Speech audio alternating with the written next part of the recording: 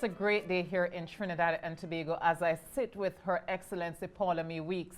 I'm Natalie Legore from the Now Morning Show on TTT, and we're just having a sit down with Her Excellency on the observation of International Women's Day. Good morning to you, Your Excellency. Good morning, Ms. Legore. Welcome to President's House. Thank you. This is my second time here. I came and did a site visit about two days ago, so I'm excited. Okay, good. Thank you so much for having me. You're most welcome. So International Women's Day, what is the message that you have for the women of Trinidad and Tobago? My message for the women of Trinidad and Tobago is never to limit themselves. To always be aware that you can go after something hard.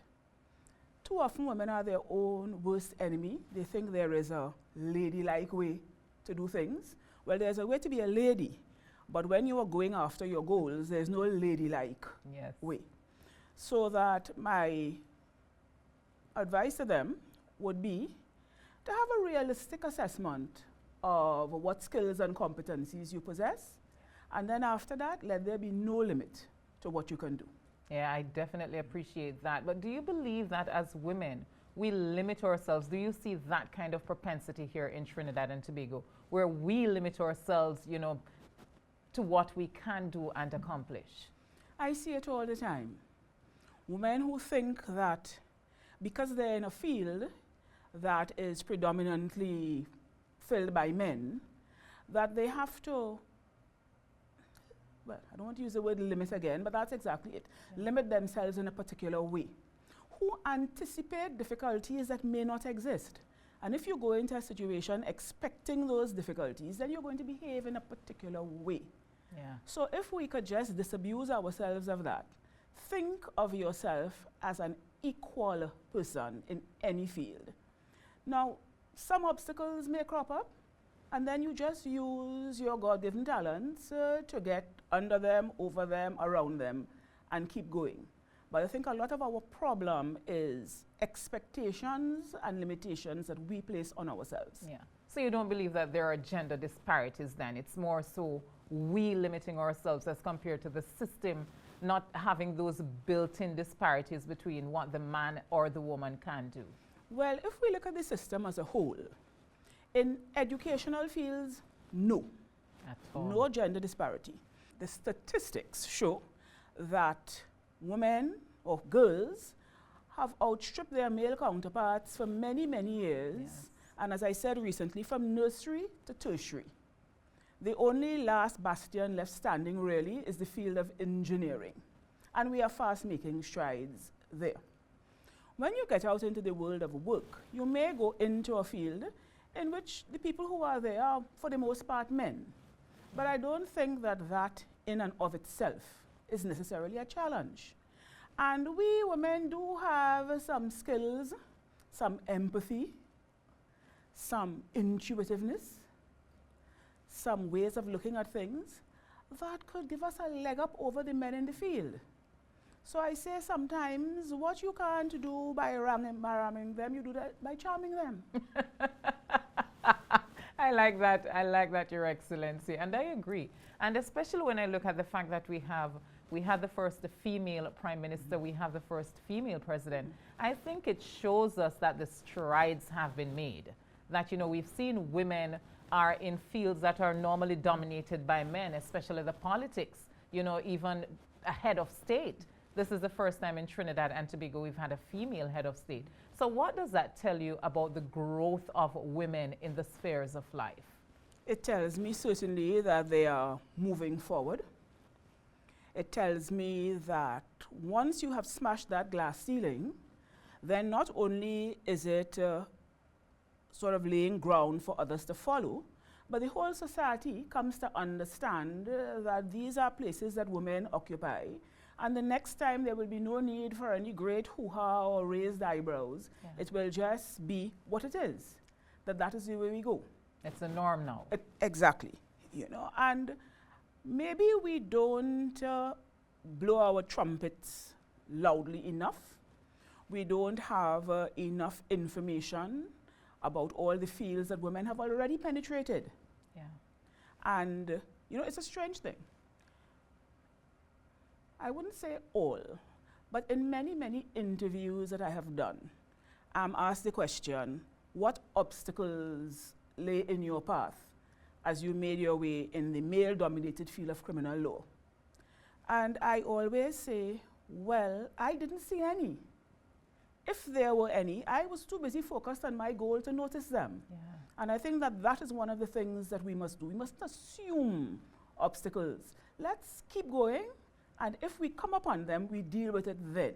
But we must never start from the position of there will be obstacles. It gives us the wrong mindset. I definitely agree with you. I think that you're right. As women, sometimes we sit and we already start thinking that, well, we tell ourselves it's not our field. That's right. We tell ourselves that, you know, this is a male-dominated world, and so we've started discounting what we can do and how far we can go. But you're right. I believe that if I want to jump over the moon, man, you're going to need Jesus and the disciples to stop me. I'm really going to jump over the moon. That's the way it has to be. You know, and you know what? It's good that I'm here sitting with you, because I think you're a living testament for those who still have those doubts about, you know, what they can accomplish, what they can do, that your testimony to the fact that if you really want to do it, you can.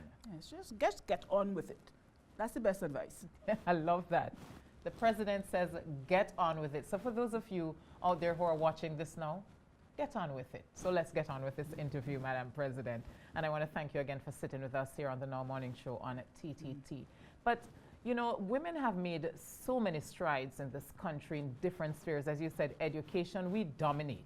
You know, the ratio is just out of the waters. But somehow we still have the issue of domestic violence. We still have the issue where most of the time when we're treating with gender-based violence or domestic violence, the perpetrator is the man and the victim is the woman. What it is that you think, you know, allows for that to happen, even though we've seen strides in so many other areas?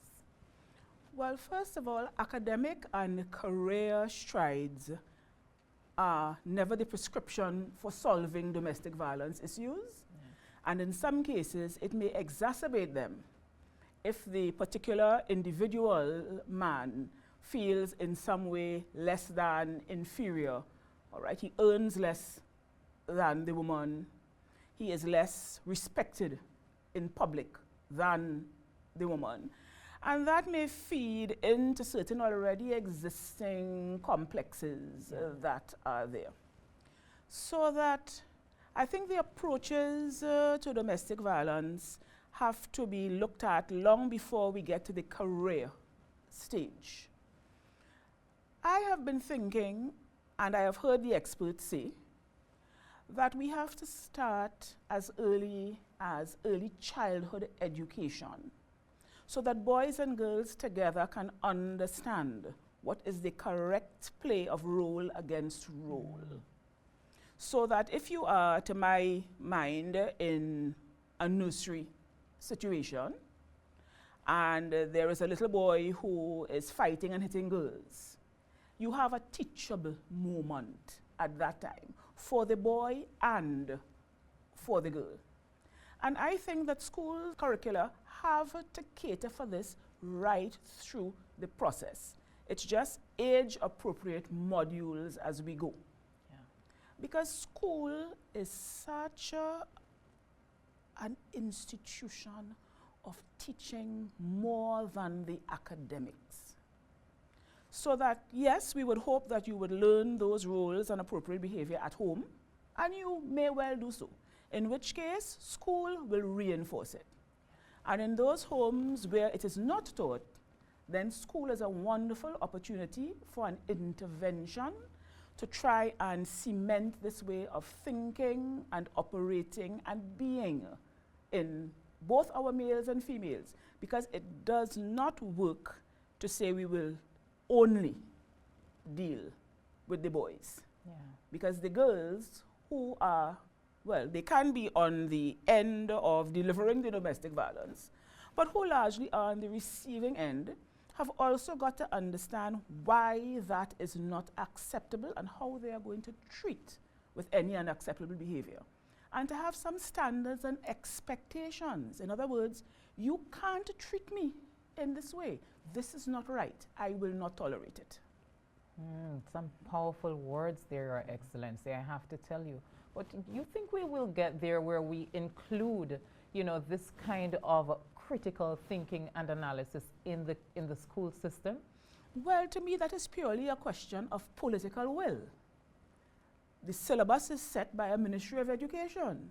So if something is to be incorporated in the syllabus, the Ministry of Education will take the lead and do that.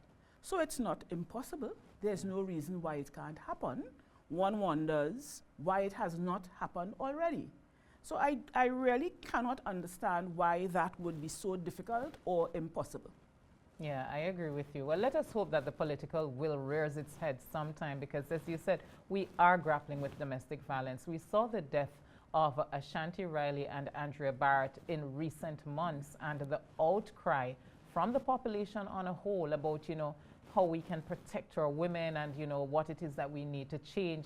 But, for me as a journalist, I keep sitting and I keep watching the same reaction to different things. We go on the streets, we protest, and after a month, things die down, we go back to our normal lives, and then something ugly happens again, and we repeat the cycle.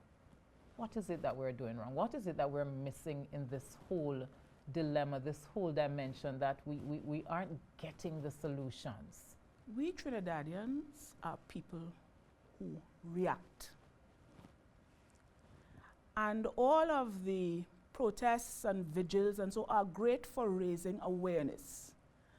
But by their very nature, they are not sustainable over a long time. Yeah. And so we have the groundswell of reaction and emotion, which leads to quite proper protests, marches, placards, the whole 9 yards. We may get a few crumbs along the way to satiate our appetite for some kind of indication of improvement. And then we just go back to normal living. It is what it is. It's the society. What can we do about it? And we go about our normal business, which is pressing business. I mean, people have to live their lives, until the next time our emotions get poked again by another situation. And so it is necessary for the activism that exists now to be harnessed in a particular way. On television, I saw a young lady, I believe her last name was Barrett. I don't know if she is in any way related to Andrea Barrett. But she was in the square, I believe it was, and talking about all the things that they wanted done, and that they would not be prepared to let go until these things are done. And I can only hope that indeed that is so. But you see, it takes commitment, it takes sacrifice, and we always want something done without identifying what we are prepared to do ourselves. You see, as if some angel from somewhere will come down and right all these wrongs, man-made wrongs, right? So we wait and hope that the politicians, the clergy, the schools, the neighbor, the taxi drivers would do something. Yes, that is all well and good and it's fair. But I think that while that is happening, we need to say, what am I prepared to do? What am I prepared to sacrifice? What platform do I have, however small, to make some little difference? It might be only in my home. And since, as I tell everyone, my hope comes from the Lord, I continue to hope that we will get it together. Maybe one of these days we'll get there, Your Excellency. Before not too long. Let's just continue to hope and work at it. Yes.